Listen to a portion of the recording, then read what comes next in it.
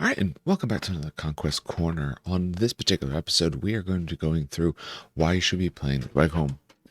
This is currently probably the last part, although unless I do a separate one for Sorcerer Kings, but I've done tons of videos of them, so I still might do with this style, but we'll get to that. But otherwise, for a moment at least, this is the last in a series of videos I've been doing that try to give for new players sort of overview of each of the factions, a little bit about their lore, a little bit about their rules, playstyles as I see them, why to play them, and also importantly, maybe why you shouldn't, and then a bit of how to kind of get into that faction. I've done previously all of the other ones, although some bits have changed because obviously there's rules updates, so the basic ideas are all there, although sometimes some of the nitty-gritty details related to the rules do change, of course. Might still try to go back and redo some little bits of that, time depending, of course. Keep in mind for this and for anything else Conquest related, I'll do quite a bit of content for it, but also if you're looking to pick up anything for Conquest, we do have a discount code. It's Terrain Kickers. We also have a link down below in show notes.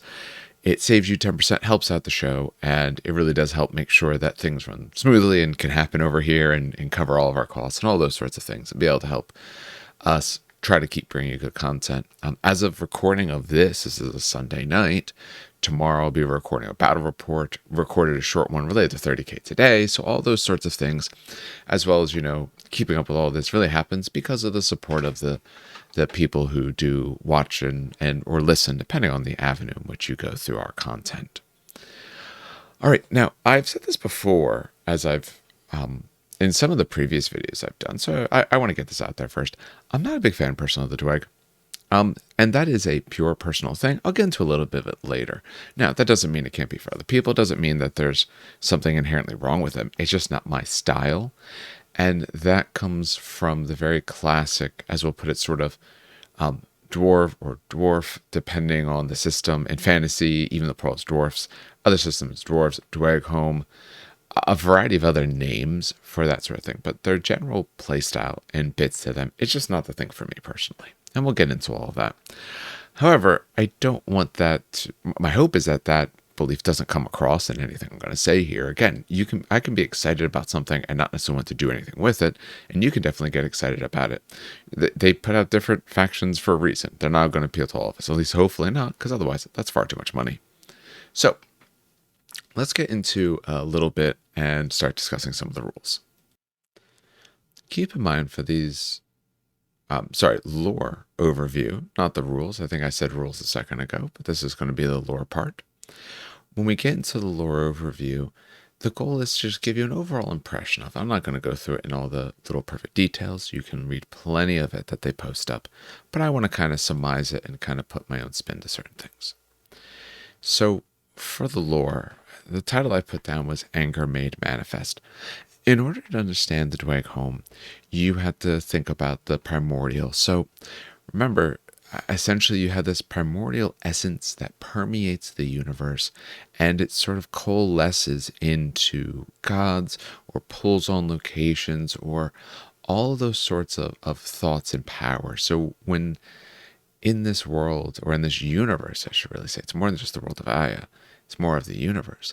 When they talk about gods or power or anything like that, sort of the supernatural, you may call it, you're often talking about sort of this primordial essence. Creation and destruction were some of the first ones. Then there's war, which is the one that we're mostly going to be concerned with here. It was imprisoned deep within the earth in what could almost be like a temporal location, almost outside of space and time to some sort of extent. And that was by the dragons. So dragons are not a primordial essence, really, but more of beings that have been around for, not as long, but almost as long, or at least for what you would call history purposes as long. Now, the reason we're talking about the dragons is because the dragons are the ones who created the Dweghom. They created them to essentially be servants, artisans, to fulfill whatever needs as a servant-based class that the dragons happen to require. Now, The dragons of Aya are the same as our mythological sort of dragons, that their goal is to hoard and accumulate wealth and power and whatever that may happen to be. So the more that you have, the more important you are. And that was their goal. So one thing they did for the Dweg is that they gave them a perfect memory. So they also gave them very long lives, I should say, as well. But they gave them this perfect memory so that way, if they're going through and learning the skills of crafting and all of that, that they know everything they need. This long life means that they can work in servitude for longer. And that to almost an extent, that memory is sort of almost passed down, that you remember what, was experienced by the other generations. So that way you have that information to be able to craft and all the different things they want you to be able to do. As we find out later, it does something a little bit different for them, but essentially they remember things perfectly. I don't know for sure if it is sort of a ancestral memory, but it feels that way. At least the way it's discussed, it almost feels that way to me. And that's kind of the way that I see it. So,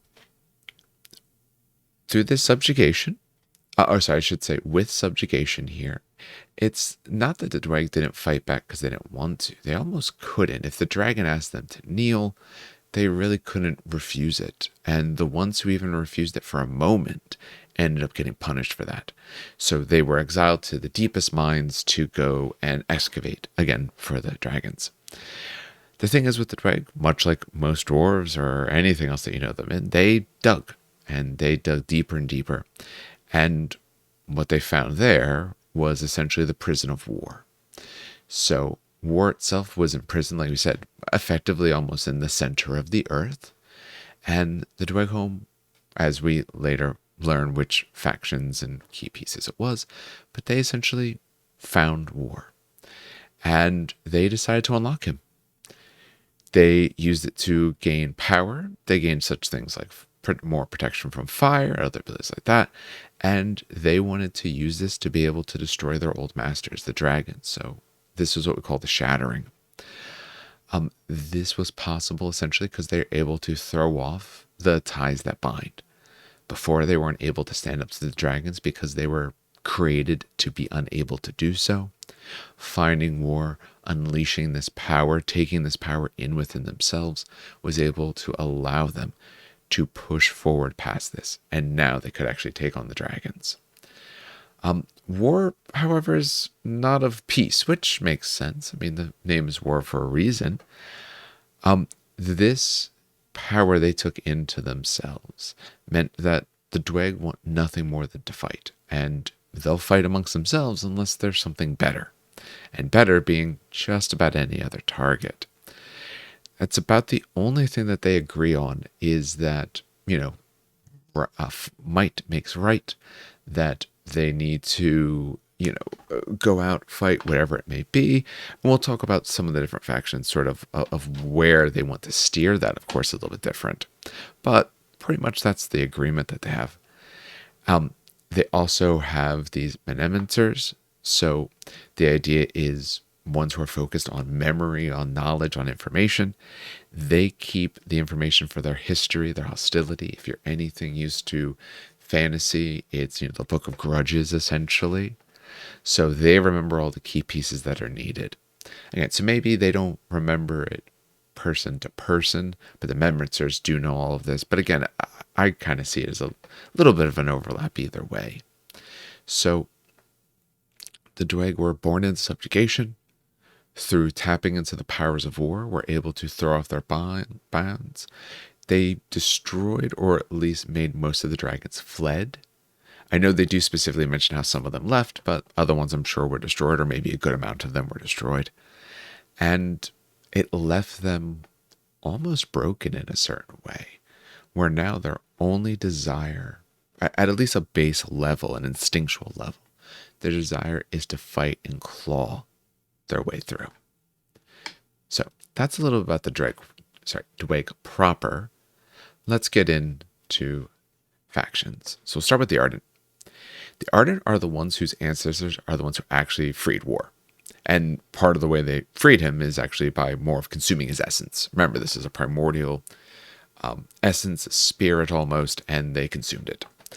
So they believe that the fate of the Dweg for constant war was made when they first Dweg were made to kneel to the dragon and they could not refuse. So all Dweg pretty much agree that war is what we're here for. They just disagree on the why. So the Ardent say, well, you know what? This fighting spirit was put into us when we were told to do something and we couldn't refuse. And that's what really put us together. Their initiates are taught combat, honed to a razor's edge. So as soon as you are old enough to realistically wield a weapon, then you are getting trained and prepared for a life of war. Now, they do undergo a pilgrimage. I'm going to absolutely butcher this name, I'm sure. Dokoro? It's spelled crazy. My computer is underlined, but I'm going to call it Dokoro. And the idea is this is a pilgrimage to war's prison. So, Dweg society is essentially different holds, different creches or groupings, mostly underground. And all of these have a pit. And at this pit, it plunges its way essentially towards war's prison, towards the center of the earth. So, in that center of the earth, it's where the primordial power of destruction is kept, and that influence corrupts all around it. So, when you're making this pilgrimage, the further you go down, one, the more honored you are for having done so, and the worse it is down there, because now you're talking about different sort of creatures and monsters being created almost. Remember when you were a kid, and maybe not everyone did this, that sort of game where there was, something kids didn't want to go to or were worried about. Maybe it was the fence of the mean neighbor's yard, and the game was essentially who could get closest to the fence before you chicken out and run away. That's what the Ardent do. That is what this Draco is. This is their, can they go touch the fence? And the fence is war's prison. They believe the Ardent, and again, if closer you get, the more important you become, the better you are in their portion of society, and then you go and wage your wars as everyone else. The big thing with the Ardent is they fight not because it's needed. We're not fighting because we have to fight. We're fighting because it's just who we are. Dweghom are fighters. So we're going to go out there, we're going to fight, we're going to prepare for battle. We are going to do everything we can to beat whoever it is that we can. So that's a little bit about the Ardent. For the Tempered are essentially the other facet to this. So the Ardent look for war. We fight because we can. The Tempered use war as a sort of the same way a blacksmith would temper a weapon. You heat it up and then you plunge it into the cold. Essentially, not that you break it, but essentially that you put it under stress and strain, and that's what makes you stronger. That's sort of the way that the Tempered look at it. That all of this war is really a way to reforge themselves. So when originally the Ardent were breaking the chains that bound war, the Tempered are the ones who imbued the Dweg with this primordial power that war had. So they're the ones who brought it into themselves. So in some respects, they're the ones who caused this pure warring nature to become reality. They did this by essentially imbuing the race with the raw and mental might of the throne of war. I said this was their downfall. This was, for all intents and purposes, the downfall of the Dweg, and now this unending desire to war has come out. Again, if you're used to other games, you're looking almost more of an orc perspective mixed with the dwarf perspective from other games as well. Their goal, though, is that they want to master their craft and control their destiny. So they look at it as, we're here, we're designed, we want nothing but war, but we can focus this, that we can improve ourselves, and that we can become better, wizards, mages, all of that, whatever nomenclature you may want to use, but we can become better and better through using that. And that can take us to the pinnacle of what a Dweghom can be. In particular, they see the metal mages as the best form of this. So while other mages can do similar effects, they could heat up a metal to reform it, let's say a fire mage. A metal mage actually just changes it because they can change the metal themselves. So they look at it as the culmination of what it is that they want. You are now exerting direct control of what it is you want rather than controlling the pieces around it to manipulate it. And that's sort of the way the temperate see themselves. Our goal is to fundamentally work on and alter what a Dweghom is, rather than try to influence it from the outside. And of course, I'll admit, when reading through this, I thought nothing but Avatar: The Last Airbender, we were talking about this, and metal bending and all of that, of course, because I'm a nerd of many things. The other one they talk about is the clans. The clans are pretty much everyone else. The clans encompass, at least as I understand it, more of when you're looking at the crash or the hold that they're in. The clans are different groups inside of there, and probably members, some of them are members of the Arden or the Tempered and all of that, but this is your family, for lack of a better term. The goal of all Dweghom is to improve their Agam. Agam is essentially their worth. So Dweghom fully believe that there's a way to mark your value. And the more valuable you are, the better you are in every way in which you can be better. Remember, Dweghom don't actually forget anything. They have perfect memories, which means, one, you could remember a slight that happened to you an exceptionally long time ago, but you can also remember every little tribulation that someone has ever experienced, both you or a person around you, a person in your clan, someone in an opposing clan that you're hoping to improve upon or be better than. So another thing, I didn't touch on this, but they mentioned this. Dweghom don't have to hunt, gather, farm, any of that sort of thing. They have automata and their own subjugated peoples to do that for them, which means they can take all their time for other pursuits, like war, improving themselves, or becoming more important. So where you sit in society is very big for Dweghom. They want nothing more than to up their place. So much so that, much like the pharaohs of old, when they die, they are entombed with all the worldly items, all their possessions, I should say. Possessions is a good word. Sorry, I'm a little bit sleep deprived. So they get all their possessions. And if you have enough that you need a bigger crypt, all the better, because now you look all the more impressive because of it. So you take it all with you. And you do that so that way you are more important. You feel more important. And then, they don't necessarily say this, but this would probably be true, I would think, in a society like this, that if in general your clan over some amount of time has had the largest crypts, then that means your clan is more powerful, more worthy, more important, and you can probably use that to throw your weight around, at least to some extent. They're show-offs. At the end of the day, really what it boils down to is they're show-offs. Now, the one thing all Dweghom said follow along with or agree on is that fighting, we should fight each other. Fighting is the ultimate test, whether it's from lowly serfs or bringing whole holds to battle because elders are disagreeing. So they look at fighting as a way to improve themselves. When you become more important, then you're better known. You are fighting from a higher position, and you can have more people fight for you. So that's what we're looking at when we talk about the Dweghom.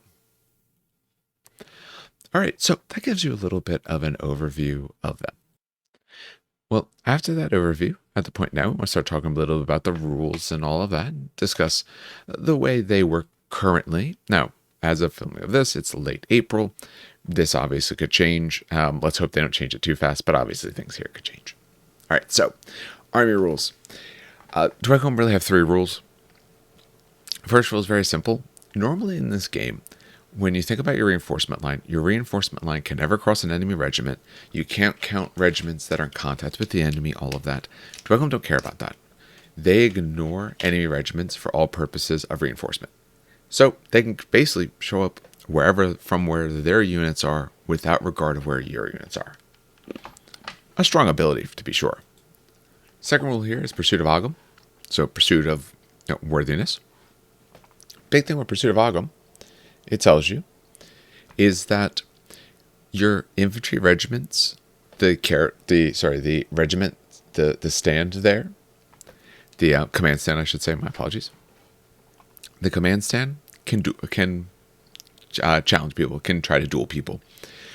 There's no minus if the character your opponent has declines this duel. However, you're not allowed to decline a duel twice. So that does mean that you may not have the negative repercussions for refusing the duel, but you can't refuse again. So if they get another command stand in there later, can duel you. Or, and this is a free additional duel action. I should mention that. You get a free additional duel. So you can do whatever else with the normal stands or the regiment in general, and then your command stand can try and duel. This does mean that if you refuse it one time and they bring another unit in, you can no longer refuse it. And there's some bonuses that will happen if they end up taking you out. When the command stand takes wounds, though, it goes to them. Same thing for morale. It doesn't spill over. If that command stand that the Dweghom have gets destroyed, boom, free reform, put it back together. That stand's obviously gone, but put the rest of the unit back together, because remember, your command stand is in the middle, or middle-ish, depending on if you're even or odd amounts. If they do take out your character, then they gain bravery, tenacious, and indomitable. Bravery means terrifying, fearsome, all of that no longer apply. There's some other small bonuses. One of them is that you auto unbreak at the start of an activation. Tenacious and indomitable both essentially say count a success. Tenacious is a success on morale. Indomitable is a success in combat, if memory serves. You pass a failed defense save. I think, and tenacious, I think, also makes you immune to fearsome, but you're already immune to fearsome because you're brave. So their character stands want to fight essentially your characters. Now, this has actually gotten a lot better more recently, because characters in general, there's some outliers, of course, but characters in general are not nearly as combat-oriented as they used to be, because you don't have retinues anymore. You used to be able to take a variety of essentially extra upgrades. Since you don't have those anymore, that your characters don't tend to hurt quite as much, which does mean that if a command stand can fight them, there's a better chance that the command stand can actually do some good. Now, of course, there's spots where you don't want to do this, but some of your command stands, say in your... which ones? Who do I want to think of? Dragon Slayers, actually, I checked. That's probably the one that comes most to mind. You know, your command stand there, if your opponent is armor-based, you're fine with that. You're going to do great against them. As someone who started playing Sorcerer Kings, most of my characters, even my fighty characters, for anyone just listening, not watching, I did air quotes on that, but even my fighty characters don't survive very great versus dedicated combat. So they can call out your characters, and they get bonuses for the rest of the battle, mind you, and take them down. The other thing that you get, your third rule, is your creed. Creed depends on who is leading it, who your warlord is. If your warlord is an Ardent Karawa, then your creed is that when your unit breaks, the first time it breaks in the whole battle, each one of your regiments, when they break, unbreak immediately. You essentially either get a free rally or combat rally. So the second you would break, unbreak. That does mean that this going broken to shatter only works if you previously broke them. Because let's say, let's say it's 8 stands, just for nice numbers. 8 stands, you take out 4. Naturally, that would be a break. 2 more, shatter, remove all 8. So kill 6 to remove 8. Well, now it's 4 would break, unbreak. Then 2 more for breaking, another one for shattering. So you do need more. Now, again, 8 is a ridiculous example. I chose a high number so you could kind of see it, just for illustrative purposes.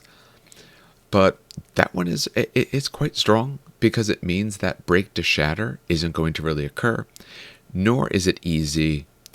And notice, it's the first time it will become broken. So if you have another way to break them, because there is other ways to break people sometimes, some spells and stuff like that, that they unbreak immediately, which means your ability to, remember, if you're broken, you can't do things like charging and all of that. You can't affect them with any of that. So that's if you take the Karawa. If you're taking the Tempered either Sorcerer or Steel Shaper, you get Tempered Creed. Steel Shapers and Sorcerers are your casters, so Elemental Potency helps with casting. So when a friendly character stand performs a spellcasting action successfully, you get an Elemental Power marker. You can spend a marker to automatically count a success for a single defense, clash, or morale die from one of your friendly regiments or a character stand that's within 8 inches of the Sorcerer or the Steel Shaper.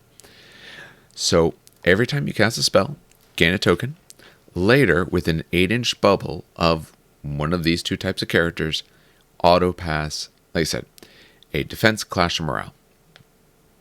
You can use up to 5 of these tokens at once and one action. You do have to declare it before you roll, so you can't do it retroactively. And if you wouldn't be allowed to make a roll, so they said if someone was hitting you with smite and you just don't have anything, then no. You don't get successes. Remember, essentially in this game, you're always allowed to roll the dice. There's just not a guarantee it does you any good. Here, no, you don't get it. If smite, you don't have an armor and you have no evade, you just get nothing. So that is their overall rules. As we see, their rules play into elemental potency a little bit differently, but it plays into more defensive and bullying. They show up where they want with that firstborn. Pursuit of Dweghom, I'll just challenge you. I will just be oppressive. And the Creed, depending on which one you take, one of them means you are really not hurting them by breaking, at least not until they already break once in the game. And Tempered Creed, quite strong because the casting is a really big thing here. All right, that gives a little bit about the rules. Let's talk a little bit about playstyles. All right, when we think of playstyles, now again, any of these factions can be played in a variety of ways, and in no way am I trying to make this comprehensive, but I just want to give some sort of essentially themes. I usually try to give 2 themes of where to steer towards. The themes that I see for this are magic or brick. So, for anyone who maybe doesn't know, magic tends to be quite strong. So magic also means that you resolve all of that. They have toned them down a little bit, but it used to be even crazier. But Tempered Sorcerer, School of Fire, used to do tons and tons of damage. Still does decent damage, don't get me wrong, but used to be even crazier. But partly the reason it was crazier is because you could get some auto successes and rerolls and all kinds of stuff. That kind of stuff's mostly gone. But when we take a look at this Tempered Sorcerer, when you look at Fireball, 1 hit per success, attunement 3, not scaling, and armor piercing 2. So if it's a heavily armored target, you get it through. If you don't need that and it doesn't matter, then you could go for a Coruscation, which is attunement 4, which is just hit. So if they have terrible armor or are just going to go to evade anyway, just hit them with that one instead. They'll take some wounds, morale, hopefully take some more wounds, start really punishing some people. You also have Flame Wall as well. And it tells you there. And it says, at least 3 successes are scored, target enemy regiment cannot get inspired. It used to do like double hits, I think it was. It used to be even nuttier. They're still quite strong, but it used to be even nuttier. I'll be honest, I don't really see a lot of the other ones. Earth is good for defense if you want a defense type build because you're getting +2 defense. Enemies aren't getting their impact is another one of the spells. Or you gain Tenacious. And Indomitable, I should say. Sorry, Tenacious and Indomitable. So Earth is more of your defensive school. Magma relates to zones. So if you happen to be one where you have a lot of zones, or you really are playing those sorts of missions more often, you're going to do a lot of good there. So Tempered Sorcerer can pump out some damage. Remember, when you cast a spell, that you get one of your elemental markers. And for things that you can do with this guy, I believe it's in our mastery. Where is it? Oh yeah, Tempered Sorcerer, we're talking about right there. Hellbringer Sorcerer. For 5 points, you can put him on Hellbringer Drake. And obviously we'll talk about the Hellbringer Drake in a moment, and you can purchase multiple times. So you have multiple and put them on Hellbringer Drakes. Let's get that Drake and talk a little bit about it. Notice it has a shooting attack with AP 1 at 16-inch range, and it has a draw event called Overcharge. The regiment places an overcharge marker beside its stand. So when it draws, when it goes, get an overcharge marker.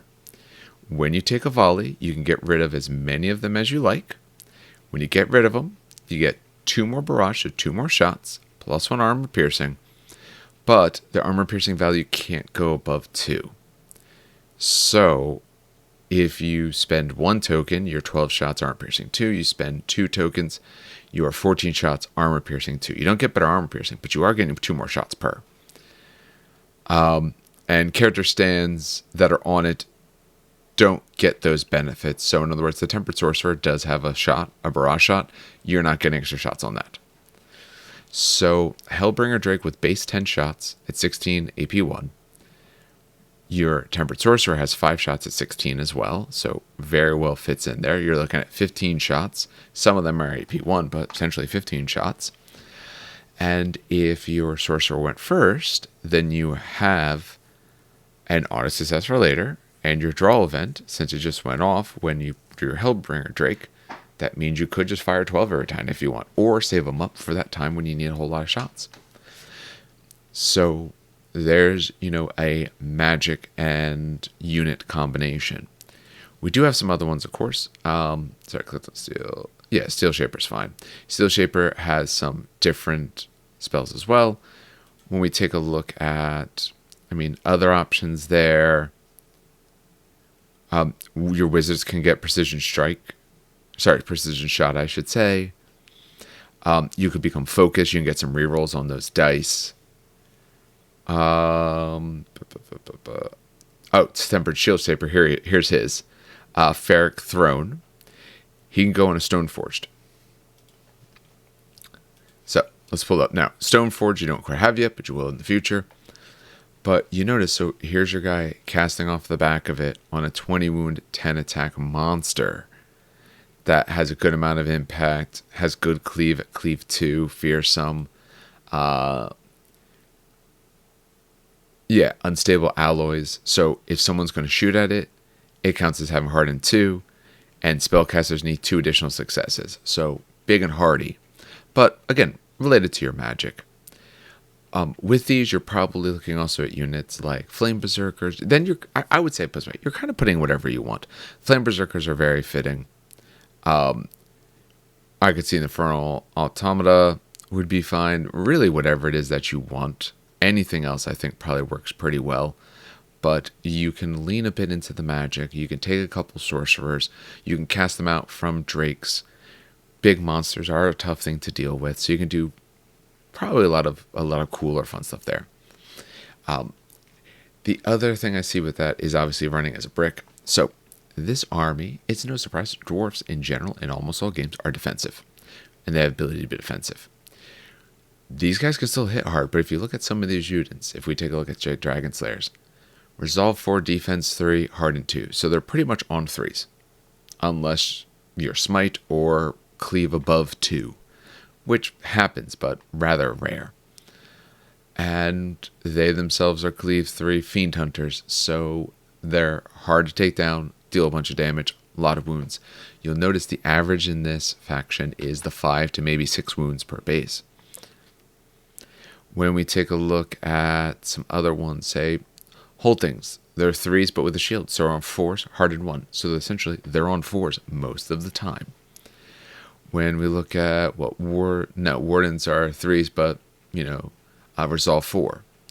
We see a good Resolve 4, Defense 4, which is not Steel Forged. Resolve 4 for the Ironclad. Initiates, Defense 3, but Shields, Resolve 3. Big enough unit, you're going to be at least at 4s. the Infernals on 3s. So nothing here other than, I think, the whole Ballista, and that might actually be it. Yeah, the Flame Berserkers are Resolve 5.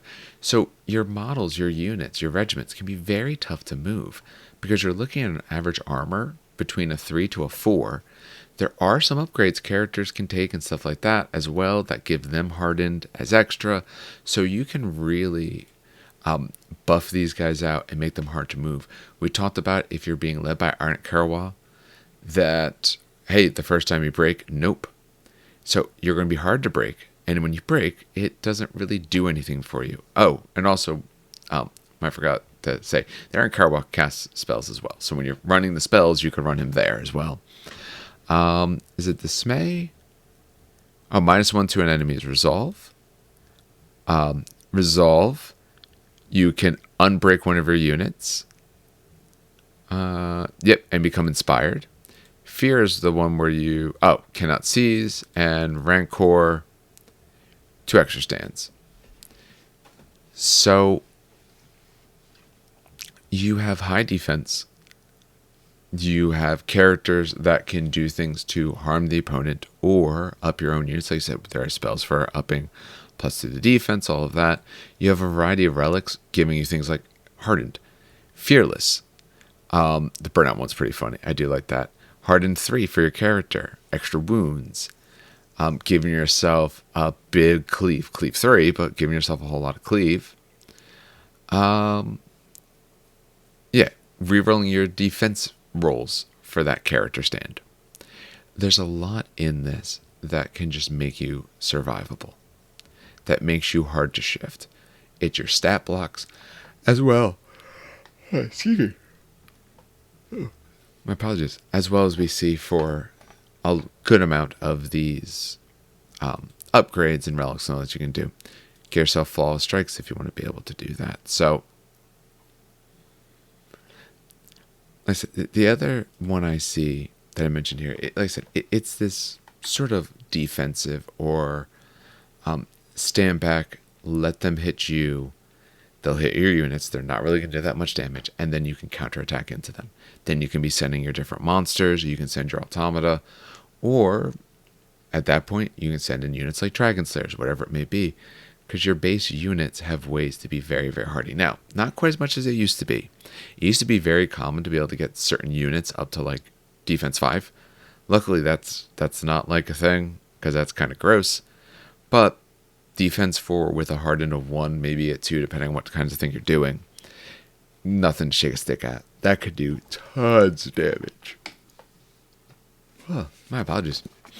Guys, it's finally catching up with me now. So, those are overall the 2 main playstyles that I see. Alright, so that gives us a bit of that. Let's talk about why to play them, why not to play them as well, because that's an important thing to go through. Before playing them, 1, you play them if you just like dwarfs. Again, this is your dwarf faction in the game. Whatever miniatures game realistically you play, there's the dwarf faction. And dwarf factions play the way the dwarf factions do in most all games. You're defensive, you usually kind of sit back, let them come to you, sort of army. You can absolutely have artillery. It can be quite a bit of mass shooting. You got some monsters that shoot. You do have some shooting units. You have some units that charge me from the side, anything like that, doesn't matter. So you can kind of sit back, let them come to you, shoot people down, get into them. So you have that as an option here. So maybe you play them because dwarfs is a type of playstyle and game that you enjoy. They're a very forgiving faction compared to some of these other factions because you have good defense, good resolve across the board. I would say this is probably one of the easier factions to start. Now, that doesn't mean they always win you games. That doesn't mean they do amazing. But you can kind of just come right out of the gate. And if you end up, you put yourself on a bad spot and they're able to get a charge on you that you didn't anticipate because you didn't think about their movement amounts or something else, you're probably okay. Unless you're looking at a unit that is cleave 3 and you're not one of the units with some hardened, it probably doesn't matter much. You're probably doing okay. Or at least you're not doing any worse, than anyone else would against, not nearly as scary of a foe. So I find them, even rules-wise, if you think about it, the rule of a reinforcement, no, I'm behind that unit. I don't care where you are. Even that plays in a bit to the easing it up. If you aren't Karawa, is your warlord. Yeah, all right, I broke now. No, just don't put a marker next to it. I didn't break this time. So no, I would say this is probably not for win percentage wise, but for just pure gameplay, probably the easiest faction to kind of pick up and start with. Again, they could be hard to master. We could go around and around of, are they 2 points wise expensive for certain things? The abilities do enough and all of that. But if you're just starting out, you're probably going to be able, it's a high floor, I would say. You're going to do reasonably well starting out because the things that are concerning, you got good defense, good resolve. Which, as someone who's played with, a faction that doesn't resolve, very strong. Or now playing a bit with my Sorcerer Kings, where some of these units are on like Resolve 2s, or even Resolve 3, which this unit army tends to be on 4s and all. Even Resolve 3 makes it rough. Because you just start losing too much. The other thing is ridden monsters. This is a faction where you can ride a lot of monsters for very cheap upgrades. Your your sorcerers can take monsters. Steel Shapers can take monsters. Aaron Karawa takes a monster. Most things can go on the back of something. So if you happen to like big monsters with characters, great faction for you. For why not to play them? I said no. I already mentioned I'm just not a fan. It's not my play style. It's not my kind of game. So I can appreciate what they do. I can appreciate that they are good for game design space in general. But I'm not a fan of just sit back and wait. I'm not a fan of the defensive style that they lead you to. I'm not saying you can't go rushing across the field and do a bunch of damage. I remember at a tournament the guy had, I want to say it was 4 units of Flame Berserkers, maybe more. Boom, they're rushing up. Everyone else following behind them. You absolutely can, push forward and do damage. But a lot of times I'm just going to, hey, come over here. I'm going to put you in a spot you don't want to be, and then I'll countercharge all of that. I'm not a big fan of just that sort of play style. I prefer to kind of, at least to some extent, go forward and try to get the job done.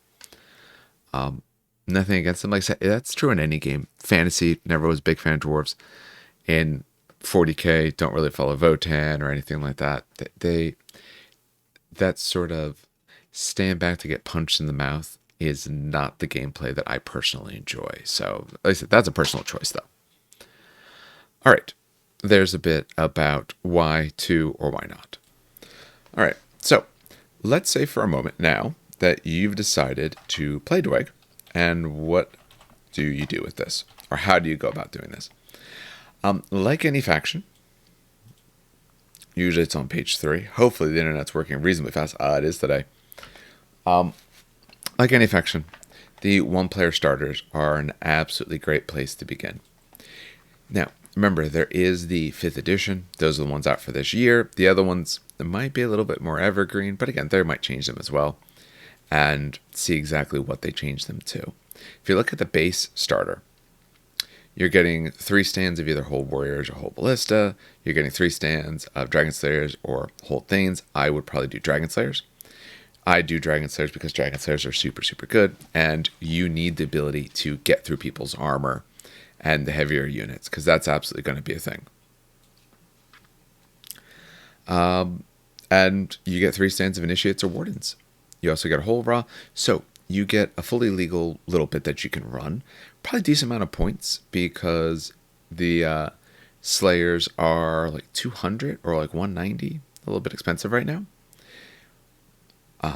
But that itself is pretty good. What's in the 5th? I want to take a look at the 5th. Ooh, 5th, you get a monster. I'm personally always a fan of when you get a monster. So let me shrink this a little bit more so for anyone watching, it's a little more visible. You get a Ray Dragon Rider, the Ironclad Drake. You're getting now 6 stands of Initiates or Wardens and 3 stands of Fireforged. So notice very different other than the Initiates and Wardens. But having extra, that's fine because you could build one set as one and then a bit of the other. If you actually end up getting both of these sets, that's not bad. Gives you a monster, gives you a wide variety of units, gives you some pretty solid options here.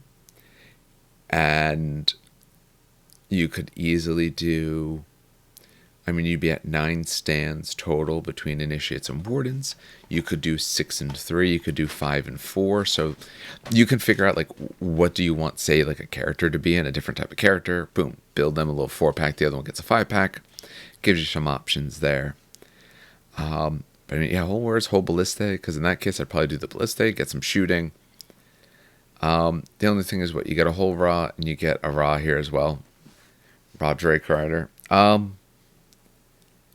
Yeah, that would be the only thing, is it's kind of a shame you don't get something different. But with this, you then could go into your Steel Shapers or Sorcerers to kind of, pull it out a little bit. And like I said, keep in mind that if you are trying to pick this up, we can save you 10%. Code below, it's Terrain Kickers is the code. Pursuit of Dweghom, the 2,000 point at once army. This was one of the cheapest ones at just over 4. Which, like I said, you could have it for under 4 then, with our 10% off, which usually these save you about a box or 2. That would save you another box. Now you're saving actually quite a bit on this. What did they give you in this? They give you some Infernal, some Flame Berserkers, Dragon Slayers. You absolutely need. You get Arnikerwa, you get a Tempered Sorcerer. You get some Fireforge, Initiates, Wardens, 2 boxes of Initiates, 2 boxes of Wardens. Whole Red Rider, and Ironclad Drake. All right.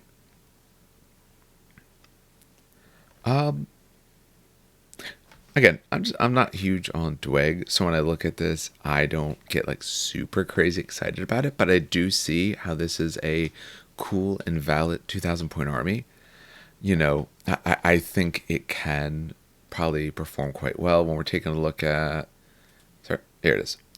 Because I'm not great with the names of all of their units.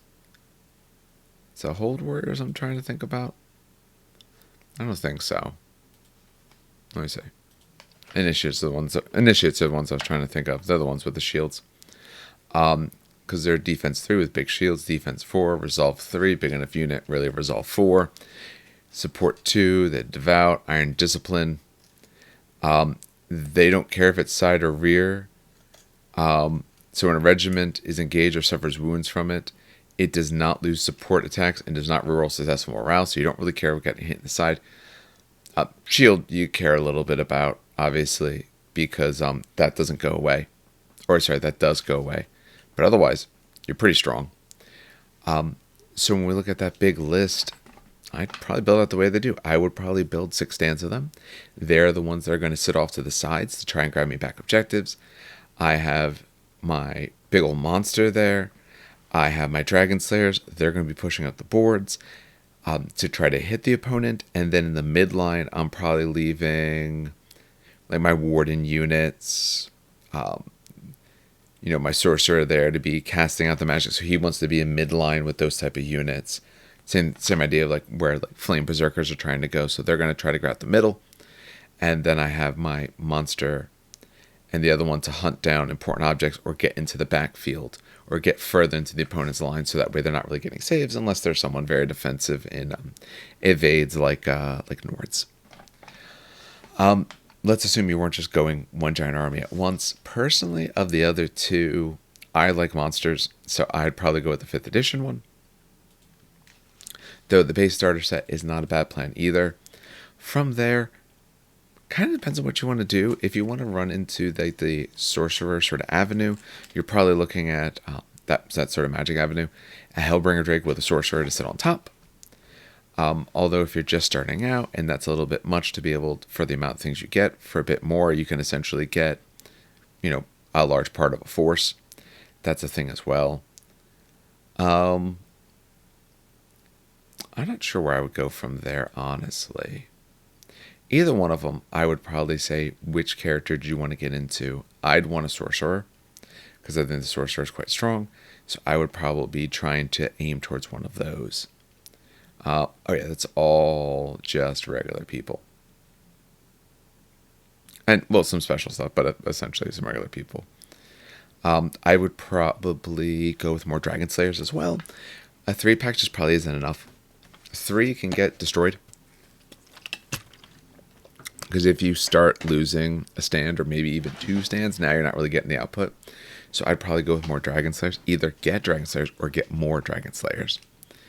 Otherwise, you probably have a good amount of Hold Warriors off of one or the other. If you're building one as the Hold Warriors, some Hold Ballistae to, again, get some shooting into your opponent's list, into your list. Make them have to engage you the way that you want, because otherwise you'll just plink down the damage on them. They actually do have some STLs now. I actually did just pick this up 2 days ago. I had an issue with my printer, so it just didn't print right, but that was my printer. I had to re-level the bed and all. But I'm going to start printing up some dwarf terrain. So hopefully in the future you will see Dan's Dweg with some dwarf terrain hanging out in the field as well. That'll take me a little bit to get done. And telling him he has to paint up his Dweg. He's waiting on hell, but no, he's got to paint up Dweg. So that's probably what I would do for them. Like I said, I would probably start going Sorcerer, Monster, and then also Dragon Slayer, because I want the punch. You probably, off of either one, have just about enough of everything else. Alright, so that does it for Dweg. My hope is that this came across in a non-negative way. Like I said, I'm just not a fan personally, but that's me. Out of all these factions, I would legitimately play almost all of them, except this one. When it goes to 100 Kingdoms, I wouldn't do a foot list, but I would do the horse list, for sure. I absolutely love that. Almost bought that box, like I said, when they did the 2,000 point army there. Spires, the 5th edition Spires box, I just saw it, or resaw it, just thought about it. The fact is essentially Lineage Highborns and Avatara. I don't need another faction, but otherwise, oh man, that box alone looks great. And it's like 800 points. So it also fills out a giant chunk of a list. And then you can kind of delay on some of the drones. Ooh, love it. Most of these factions I would play, the one I like the least, like I said, Dweghom. After that, probably Wadroon, but that's just me. I'm not an orc player. I was an orc player in 40k. I'm just not an orc player now, or that type of orc personally. It just doesn't really appeal to me. In certain ways, these guys are almost more orc-like. Orc and dwarf-like, obviously, but more orc-like in certain ways because they want nothing more than to fight. In some systems, dwarves aren't necessarily known for their wanting to fight, but more of having to fight or trying to maybe clear a book of grudges kind of idea. But not, they'll go to war over simple things, but they're not going to war just to fight. Where here, it's much more common that you're just fighting because you can fight, not because you have to fight or because it's a good fight or a worthy fight. So, I said, I'm not a fan of them personally, but hopefully if you are, I was able to give you some ideas about it and keep your excitement up. I'm always excited to play against them. I'm always excited just to play the game in general. So, and the thing is they're a little bit negative play experience. Not too bad, but a little bit. And I think honestly, that's probably really the reason why. In a lot of systems, dwarves are a little bit negative play based. Because I sit back, I do something, you have to come to me. They dictate what you do, and they usually don't let you do what you want to. You have cleave, half the time it doesn't matter. On a bunch of units, it doesn't matter. Oh, even when I have like terrifying, well, my resolve's so good, a -1, I'm still great. So they attempt, unlike other factions, they try to deny you your rules. They try to deny you what makes you special.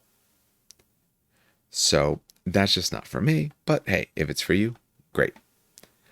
All right, so do thank you for listening to this. Like I said, we have some other stuff coming out. So I'm going to be, as of recording of this, I'm going to be doing a battle report the next day.